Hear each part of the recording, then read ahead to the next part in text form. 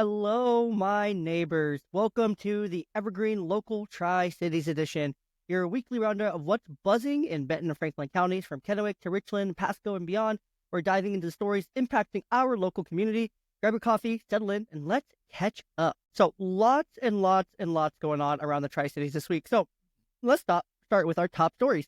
Our first top story is a new housing development was approved in Richland. So why is this needed? Housing demand has outpaced supply, making affordability a challenge. If you live here, if you rent, you know how hard it is, how quickly new places that open up get taken up, swooped up, and it's never ending, it seems. So this was from February 28th. The Richland City Council approved a new housing development project aimed at addressing the growing demand for affordable housing in the area. The project includes plans for single-family homes and apartment complexes with a focus on sustainable building practices. So more housing options mean lower costs and potential job growth. What concerns exist? Of course, infrastructure strain and ensuring affordable units remain accessible. Next in news here is from March 2nd. A suspect in custody after an armed robbery at the Kennewick convenience store.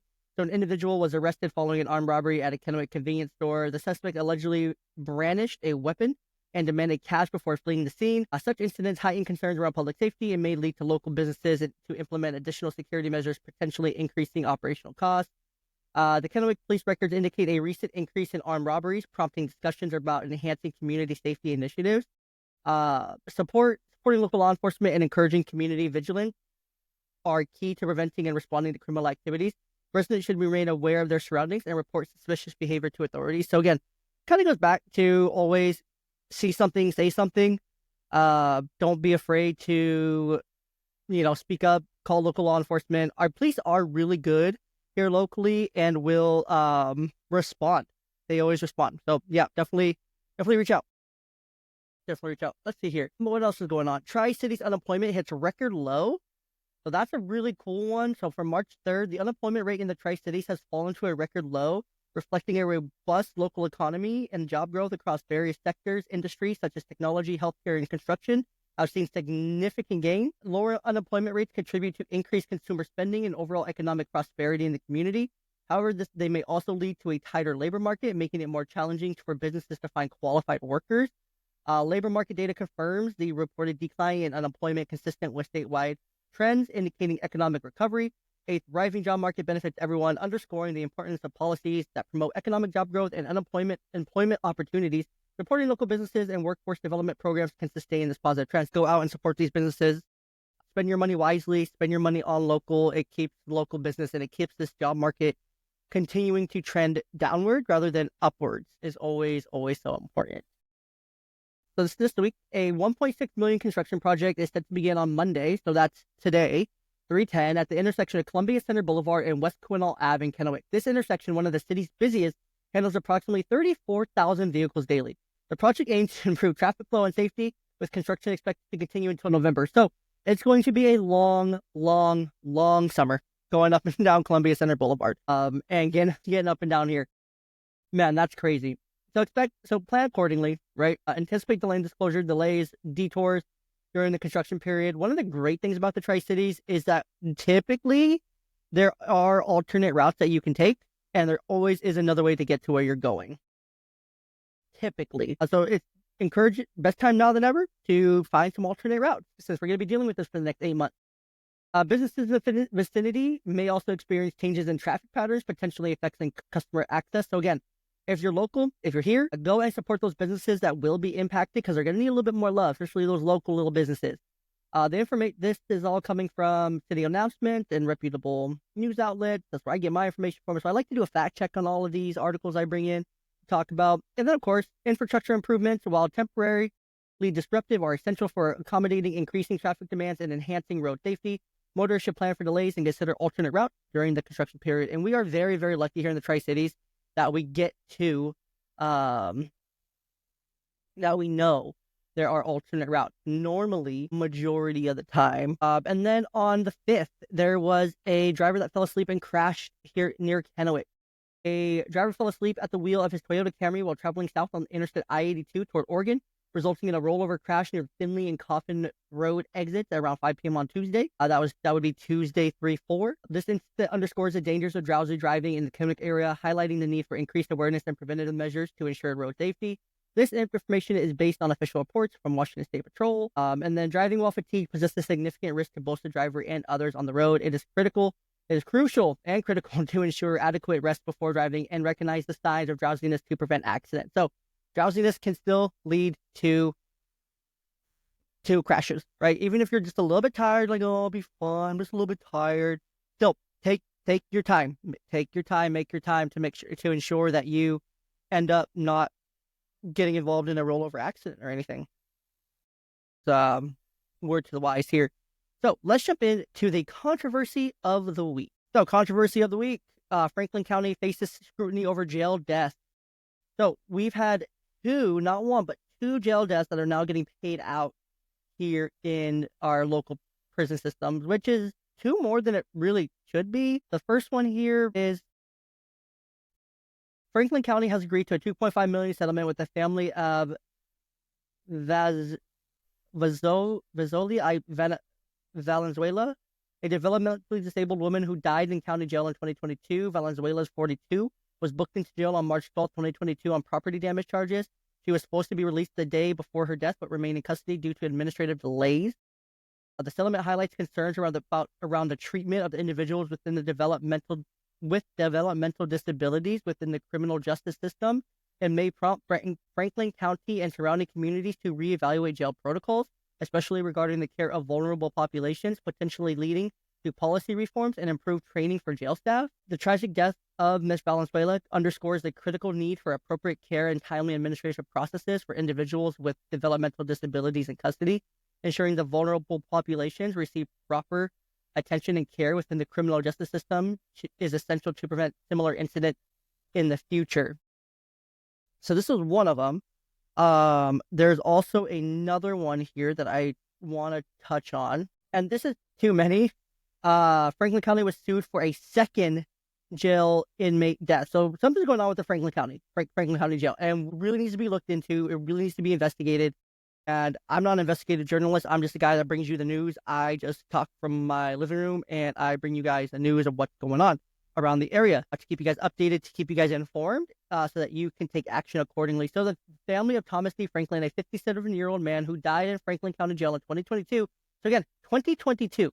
February 18th, he was booked February 18th, 2022. Miss Valenzuela was booked on March 12th, 2022. So these two things came within a odd time frame of each other, within a month of each other. On warrants from Umatilla County and underwent a standard medical screening during booking. The lawsuits highlight ongoing concerns about inmate welfare and the adequacy of medical supervision within the Franklin County Jail. It underscores the need for comprehensive reviews of jail protocols, staff training, and yeah, these two being so closely with each other is kind of crazy. And it's not a coincidence that two people died in 2022 around the same time frame, like within a month or two of each other. This is not good. This is not good. This is a really bad look for Franklin County. So Franklin County Jail, I really hope you guys get it together. Video shows that medical checks were skipped for Mr. Franklin here. So again, really, really bad. Got to ensure proper medical supervision, adherence to established protocols in correctional facilities is crucial for safeguarding inmate health and preventing tragedies. Accountability and transparency are essential in addressing systemic issues within the jail system. Again, you can have your opinions on jails all you want, right? And I want you to have your own opinions on jails. They're there, they serve a purpose, right?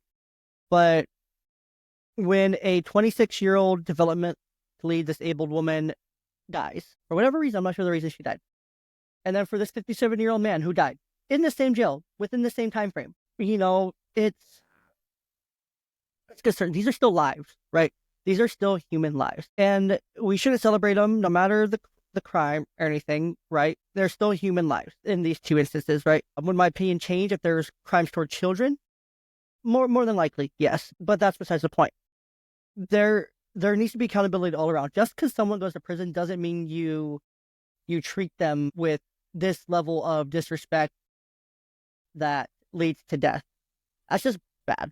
That's bad. I don't love it. It's not my favorite. It's hard to talk about. You never want to talk about death. These are still someone that loves these people. There's a lot of people that love these people, that care about them, that want them to do well, that want them to be rehabilitated in the prison system, not dead. They want them to walk out, not be rolled out. It's just really hard to talk about. It's really hard to digest, especially two happening within such a short time frame of each other. Uh, Here in the Tri-Cities is really it's really disheartening to see. Really, really disheartening to see. Anyways, let's talk about food. Let's talk about food trucks and them being banned at breweries. Why the heck not? It makes sense that food trucks and breweries go together. Also, I don't know if you guys knew. I didn't know this. I learned this yesterday. So I was at the hub in Kennewick, um, and I was getting some quesadilla tacos, and I saw that they had plans for this new development of a new like hub, like in Pasco. And I had to look at it real close, real close. And I'm like, that's right in front of Giza Stadium. What an absolute perfect, perfect location for the hub too, for another hub. It's, oh my gosh, that is so perfect. It's their off-road 68. It's down Burden, right in front of Giza Stadium, where the Tri-City Dust Devils play, high A affiliate of the LA Angels. I've done a lot of reporting and covering of the Tri-City Dust Devils over the last 3 years, and wow, just wow, I'm ecstatic. I am so ecstatic for this. I think it's going to be a great location. I think it's going to be amazing. But back to the issue here. So food trucks are banned at breweries. So what's the issue? A court ruling prevents breweries from hosting food trucks. Like, who's affected? Rural breweries and event venues losing revenue? What? What's the issue? What the issue? What? So breweries affected by sprawl. Like, this doesn't make sense. So Eastern Washington legislatures are proposing new legislation to permit food trucks at rural breweries and event venues. This initiative responds to recent Washington State Supreme Court decision that restricted such businesses from hosting food trucks due to concerns about urban sprawl. The ruling has particularly impacted establishments like Wheelhead Brewing Co., located amidst expansive wheat fields, which now face operational challenges about the ability to offer food options to patrons. If you're a big old brewery rural, like you have all that space, why not? That'd be so fun. That would be great. It'd be great for everyone involved. The food trucks, the brewery, the people. It'd be so fun. The Supreme Court decision has adversely affected rural breweries and event venues, limiting their capacity to provide food services, potentially reducing customer satisfaction and revenue, which again hurts these breweries, the rural ones especially. The proposed legislation aims to mitigate these challenges by allowing food trucks, thereby supporting local businesses and enhancing the rural tourism experience. Balancing urban development regulations with the operational needs of rural businesses is crucial. Allowing food trucks at rural breweries and venues can support local economy and cater to customer expectations without contributing to urban sprawl. So I think this is a really great advocacy. I think this is a good fight to fight because, I mean, it helps the food trucks, helps those small businesses, it helps the breweries. I don't see anything bad. I see all good things here. All right, let's keep going. Let's jump into a local hero spotlight. So if you didn't hear already, earlier this week, a 62-year-old woman sustained serious burns early Friday morning after a propane stove explosion inside her motorhome in Findlay. The incident occurred around 2:15 a.m. when the woman attempted to light the stove to make tea, resulting in an explosion. Go boom! A neighbor, upon hearing the blast, bravely entered the burning motorhome and rescued the woman along with her 2 dogs. The victim suffered burns on her face, arms, legs, and hands and was transported to the local hospital for treatment. Firefighters from the Benton County Fire District 1 and Kennewick Fire Department responded to the scene, extinguishing the fire within approximately 20 minutes. Motorhome was destroyed, and officials are investigating the exact cause of the explosion. So this is great, but it is also important to note, this man is a true hero. He's amazing. So shout out to this man. I don't know who you are. I want to meet you. I want to shake your hand. I think this is great. We have so many there's more good than bad people out there, right? There's more good than bad. There's people who will go and help their neighbors, right? That just goes back to treat your neighbor as yourself. And I just think it's an amazing thing. Propane appliances, while convenient, require careful handling, regular maintenance to ensure safety. Residents, especially those using motorhomes or similar confined spaces, should conduct routine inspections of their propane systems and be vigilant for any signs of leakage or malfunctions. In the event of an emergency, having neighbors who are attentive and willing to act can make a critical difference in outcomes. So, shout out to this man right here. Let's jump into some good news spotlight. So our good news spotlight today, we're going to highlight 2 stories. The first one is community action closes human trafficking sites. What happened? Authorities shut down 3 illicit massage parlors in Kennewick. So if you haven't heard about this, there's 3 trafficking massage parlors here in the Tri-Cities. Let me pull up the story because I want to do this story justice because I think this is so great. It's a great display of what happens when people come together. Of how citizens and new law help close 3 suspected sex trafficking sites in Kennewick. So Kennewick Police, so this is a story from March 5th. Kennewick Police, empowered by a recently enacted city ordinance, shut down 3 massage parlors suspected of involvement in human trafficking. The ordinance, effective late 2023, mandates that all massage therapists and reflexologists in Kennewick obtain licenses from the Washington State Department of Health. The regulation has enabled authorities to conduct regular inspections, leading to the identification and closure of illicit establishments. So, because of this, they were able to identify these operations. So it shows that proactive legislation can protect vulnerable individuals. Imagine that. When we proactive, instead of we're being reactive, we're proactively getting ahead of some of these things. The enforcement of this ordinance has led to the removal of businesses exploiting vulnerable individuals, thereby enhancing community safety and well-being. It also underscores the importance of public vigilance and the role of citizens in reporting suspicious activities, contributing to the effectiveness of law enforcement efforts. So proactive legislation combined with community involvement can significantly disrupt human trafficking operations. Regular inspections and strict licensing requirements are effective tools in identifying and shutting down establishments engaged in illegal activities, thereby protecting vulnerable populations and maintaining public safety. So I think this is great. Overall, this is great. I'm so happy this happened. So it's never good to have human trafficking within the Tri-Cities or within any community, but I'm so glad that these 3 places got shut down.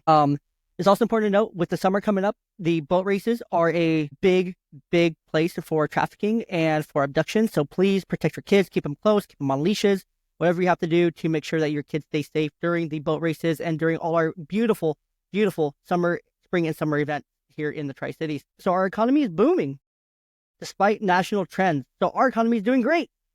Strong local businesses, low unemployment, economic resilience. We are a resilient place here in the Tri-Cities, and we only are getting more and more resilient as time goes on. Honestly, the Tri-Cities here is probably one of the best areas in the state. I absolutely love living here. It wasn't my favorite when I first got here, but over time, it has become home, truly has become home. And I'm very grateful that I live here. Let's just say that, challenges remain, of course. A tight labor market, potential rising housing costs. City of Richland is doing some great things. City of Kennewick is doing some great things. We have a lot of development coming up. And so it's really great to see, hopefully, more affordable housing to kind of, more supply to meet the demand, lower costs, more job opportunities, hopefully, local businesses success. So, there's a lot of success. There's a lot of local support for our local businesses. It's really cool to see. Well, let's get into some legal and policy updates. So some legal and policy updates. So our Kennewick jury decided to decide self-defense case. So this one is kind of weird. I really don't know how to describe this. So let me just read it. Let me just summarize it. You guys can decide for yourself. Obviously, the jury will decide. So on March 6th, the trial of Anthony Spearman, 42, has commenced in Benton County Superior Court. Spearman is charged with the August 2021 shooting death of 65-year-old Leonard Slack Jr. in Slack's Kennewick apartment. Prosecutors allege that Spearman attempted to rob Slack, leading to the fatal shooting. In contrast, the defense portrays Slack as a drug user who may have exhibited violent behavior, suggesting that Spearman attacked in self-defense. So it sounds like there's drugs involved. There's drugs, there's guns. This case has garnered significant attention in the Kennewick community, highlighting issues related to drug use, violence, and self-defense claims. The trial's outcome may influence public perception of safety and justice in the area. So again, if I'm looking at this case and I'm just looking at it right now and doing some very simple, quick research on it, I need no more details, but Spearman shot Slack in Slack's apartment. So why was he there? What was the point? Did Slack attack Spearman? We don't know because we only get one side of this story. You guys know what I mean? We only get one side of the story, so it's really hard to say who's right, who's wrong, who's what, all this. Let's see. Slack's attorney portrayed him as a drug user, willing to use violence to collect on the promise of sexual favor in exchange for drugs he gave Spearman. So I'm just going to go through this article real quick with you guys. The two sides presented their opening statements on Wednesday afternoon this last week. Spearman's trial for second-degree murder. He was shot in the abdomen. Spearman previously pleaded guilty for first-degree manslaughter, but he took back the plea after it was discovered prosecutors made a mistake in the length of potentially face time. Instead, botched robbery. Slack's daughter is expected to testify that her dad lived alone in a second-floor apartment. She will tell you how she had become concerned with him even living there because it was getting difficult for him to make his way without starting to breathe heavily up to the second-floor apartment. While he struggled with drug use at different points in life, he was a loved member of family who still had a job. Spearman had a history of drug use. Before the shooting, Spearman allegedly sent messages through social media that he was looking to get a gun so he could commit a robbery. So his social media footprint, digital footprint will do it. While it's not clear how he got the firearm, he went into Slack's home looking to rob him. 65-year-old man who could not very mobile. Officer arrived. They found Slack's couch tipped over, a table flipped, a revolver under Slack, and a machete nearby. Slack was shot twice with the revolver and told people before he died that Spearman was trying to rob him. A pill that appeared to be fentanyl and white powdery substance were found. Spearman allegedly sent social media messages asking for cash because he screwed up and needed to get out of town, where they found him at a Thunderbird motel in Pasco. Spearman reportedly told police about going to the apartment that night and said things got uncomfortable. He made some vague statements about Mr. Slack coming at him with a machete. He had a gun. He had another gun. He said Mr. Slack tried to hit him with a machete. Spearman told officers that Slack was some kind of sexual predator. He really wanted to tell the police what happened, but he was going to get information to prove what happened first before he turned himself in. In the second statement, he claimed he didn't bring the gun to the apartment, but instead found it there when Slack threatened him. Defense attorney Josh Cuevas said his client was involved in an agreement to trade sexual favors for drugs. Spearman had allegedly gotten drugs from Slack several times and owed him money. After smoking the drugs, Spearman handed over $4 to $5, but Slack wasn't happy with that. Slack forced himself onto Anthony during the struggle. Anthony felt a firearm, the same revolver that was described earlier, he said. Slack went to the couch and got a machete. Spearman fired in response, but the struggle was not over after the gun had been emptied. Cuevas said Mr. Slack was still menacing him, and Anthony used the couch as a barrier between him and Mr. Slack. He wrestled the machete free and fled. Cuevas also said there was DNA from Spearman and Slack on the machete, the revolver. Only Slack's DNA was found on the inside of the revolver. I don't know what that means. So, again, those are kind of the bullet points from the article here from the Tri-City Herald. So, again, make of this what you will, but it really holds self-defense in an odd light, a weird light, a different light. So, definitely something to keep in mind here. But we do have more here in this segment to talk about some legal and policy updates. So our Supreme Court affirms constitutionality of vote by mail signature verification process. So this is great. If you like to vote by mail, you're going to be able to keep doing that. The court affirmed to the legality of verifying signatures on ballots, ensures election integrity, and addresses voter fraud concerns. Some see it as a necessary security. Others worry about ballot rejection rate. You can always go ahead and track your ballot. You can always see if it was accepted or not accepted after you mail it in. So go and do that and see if your signature was accepted or verified so that you know what's going on with your ballot. Let's jump into local impact, agriculture, and business. So I'm sure you've all heard the word tariff. Beautiful tariffs.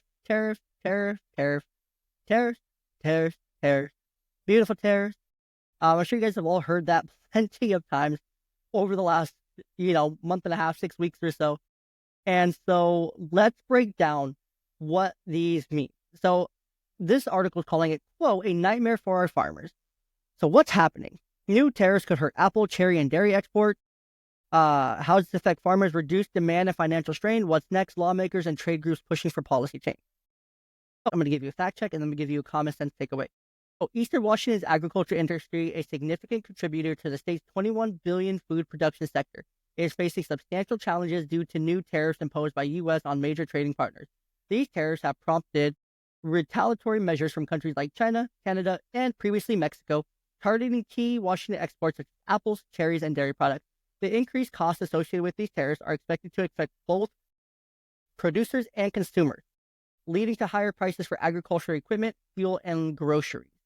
Local impact. Farmers in Eastern Washington are likely to experience reduced demand from their local products and international markets due to retaliatory tariffs, resulting in decreased revenues. This economic strain could lead to higher consumer prices and potential job losses in regional agricultural sectors. So, let me fact check this. The article referenced the statements from local officials and industry representatives, including State Senator Maria Cantwell, highlighting the adverse effects of tariffs on the state economy. So, okay, I want to try to break this down from how I understand tariffs. I'm not a math guy, I'm not an economy guy, but it affects their imports. They're still going to pay for the imports, and that price gets passed on to the consumer as we're learning about tariffs as this whole cycle takes place. They're matching tariffs on their imports either way, right? So it's going to affect our imports going to them, our imports coming to us. But one thing that's not talked about here is, okay, yes, that can hurt international trade.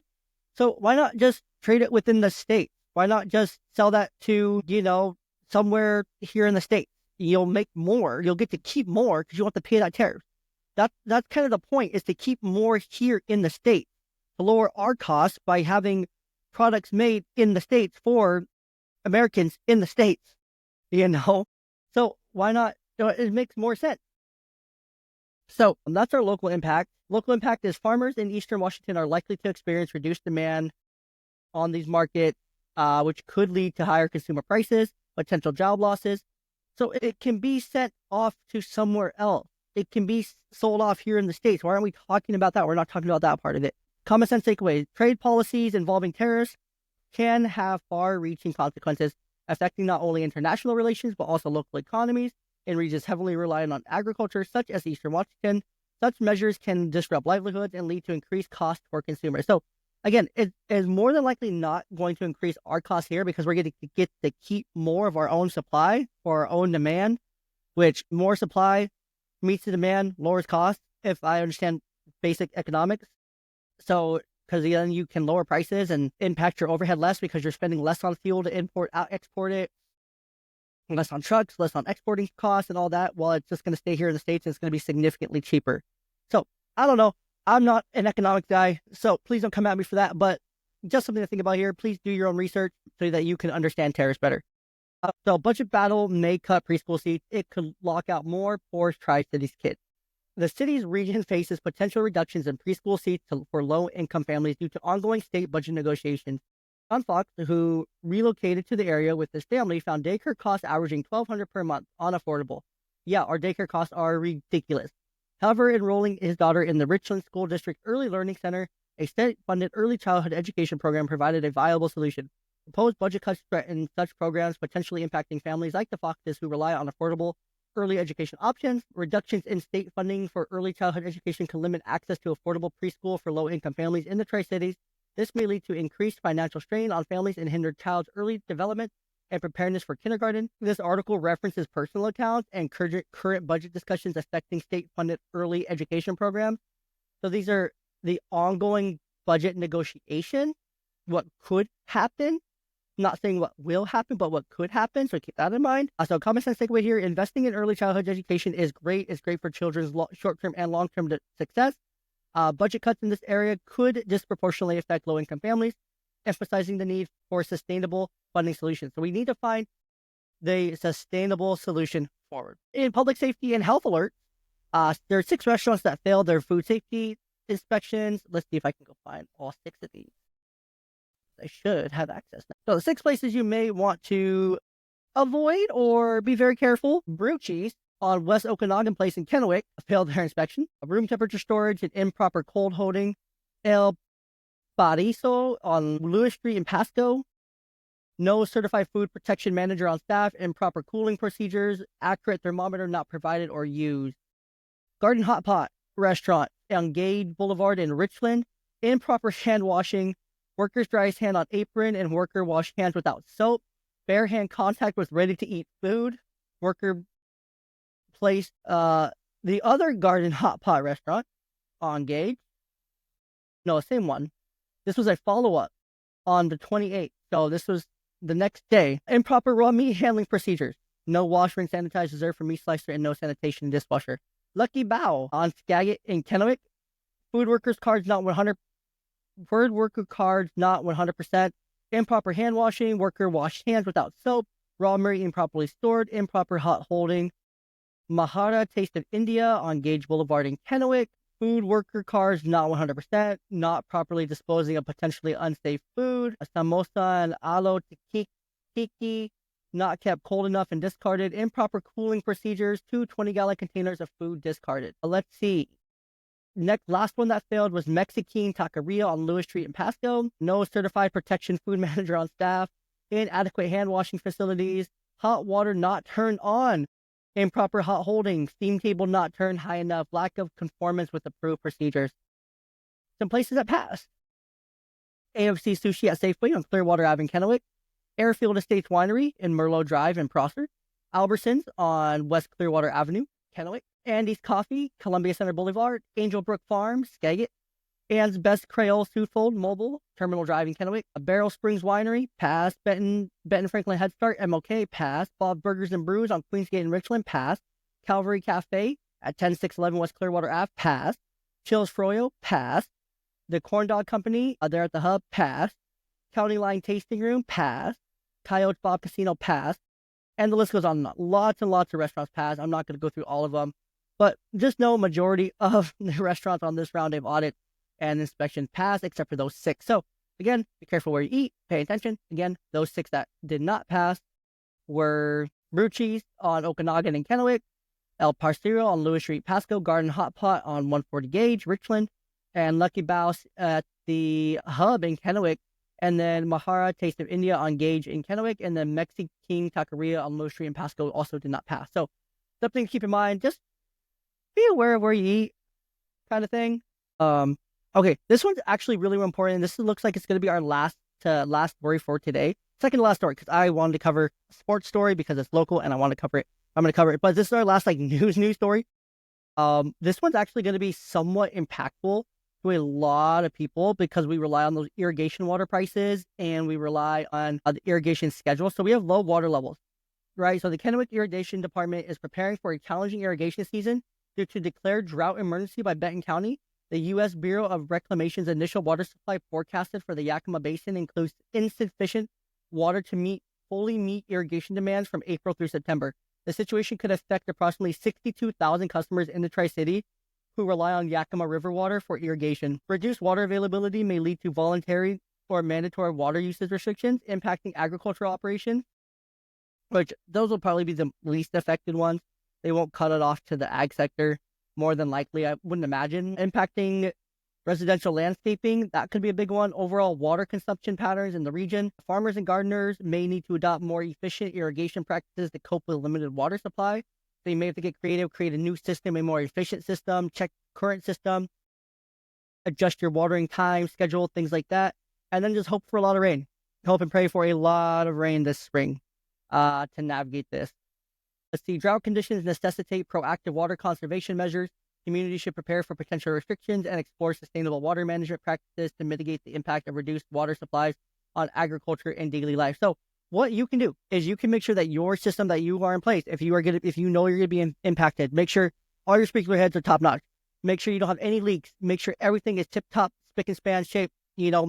Make sure you can be as sustainable as possible to help your neighbors and to help those who also need the same water for whatever they need it for to be sufficient, right? So let's keep that in mind.